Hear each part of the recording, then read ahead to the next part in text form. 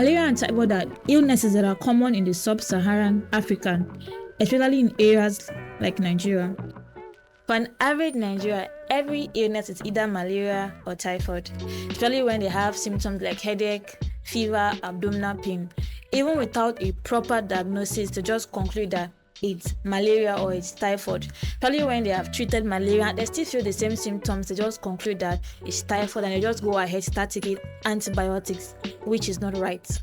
So at the end of this video, I'm hoping that you will learn few differences and few similarities of these illnesses called malaria and typhoid. Alright, so let's dive right into it.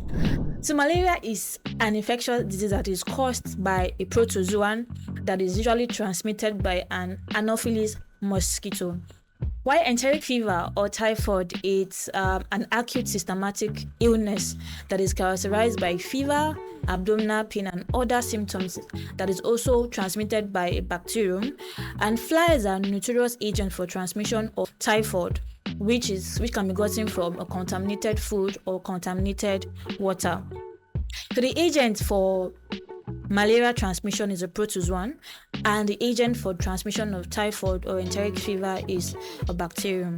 Now, if you want to know the diagnosis and the treatment, check out my full write-up on my Facebook page for more details about that.